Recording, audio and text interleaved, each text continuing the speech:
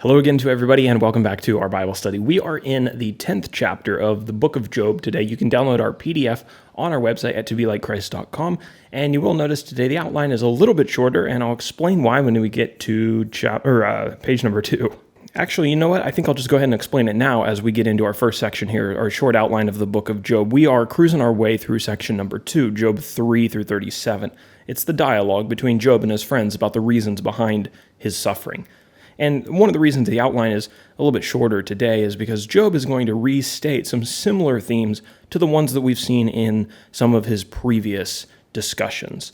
And this is going to be something we see all throughout this section, and there's a lot of dialogue in the book of Job. So rather than going back and covering those same talking points with the same kind of depth that we covered them with the first time that we saw them, we'll move through them a little bit quicker. And hopefully that will keep us under 5 minutes or so, and the study won't become repetitive. I'll certainly do my best not to skip anything important and not to miss the overall themes of the chapters, but just to take a little less time on themes that we've already talked about and discussed. For today, our character pretty much is just Job. He is responding still to Bildad that spoke in, chapter 8 and accused him of sin. Job's going to speak here again in this chapter. In the next chapter, though, Job's final friend, Zophar, he is going to speak up, and we'll see what he has to say in chapter 11. Today we have 22 verses in this chapter. I've got them all under one heading. Why make me if you intend to destroy me is our title. Job speaking there. Job wasn't going to hold back his words. He says this in the very beginning of the chapter. He's going to give vent to his soul, to his frustrations. He wanted to know why God had made him only to condemn him to his current fate. Job said, speaking to God here, "Does it seem good to you to oppress, to despise the work of your hands and favor the designs of the wicked? Your hands fashioned and made me, and now you have destroyed me altogether." That's verses 3 and verse 8. Job compared God's creation of him to other human beings who create things. A potter making a clay vessel, a cheesemaker making a cheese, making cheese, and a tailor making clothes. Job couldn't deny that God had taken great care in creating him and had given him many blessed days, which made it all the more confusing to him as to why God was allowing all these bad things to happen to him now. He says this in verses 18 and 19, towards the end of the chapter. "Why did you bring me out of the womb? Would that I had died before any eye had seen me, and were as though I had not been, carried from the womb to the grave."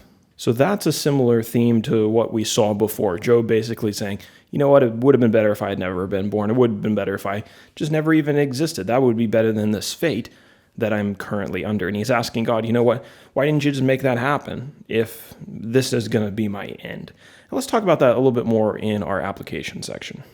Just because your life hasn't turned out exactly as you planned doesn't mean that it would be better if you had never been born. Since his life was hard, Job was acting as if it would have been better for the world. The world would have been better off if he had just died in the womb, as if his suffering meant that God had no good reasons to create him in the first place.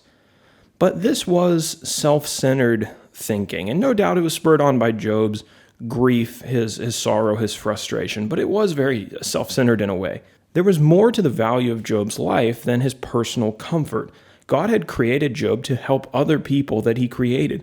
Job was an integral and an important part of God's world. Now, how do we know that? Well, we've already been told that by one of Job's friends, actually. Job had offered wisdom and counsel and strength and comfort to other people who had needed it in the past. Eliphaz confirmed this in Job chapter 4, verses 3 and 4. Job's contributions to God's world were important, so it was somewhat foolish for him to suggest that God should have just let him die in the womb. You don't always know all the ways that God will use your life to contribute to his creation, but don't ever let yourself believe that there's no reason for you to be alive. If you exist, God has a reason for you to exist, even if you can't see it in the immediate moment. There are people who have benefited from you being here on earth, and there are people who will benefit from you being here on earth, especially if you give your life over to God and let him use you. So that is our study in Job 10. As I mentioned, Lord willing, tomorrow we'll be picking up with chapter 11, where Zophar, Job's final of his three friends, is going to speak. And we'll see if he has anything more encouraging to say to Job. I'll let you read the chapter before our study tomorrow, and I think you'll be able to find out that answer for yourself. Until then, I hope you have a fantastic day, and hopefully see you tomorrow.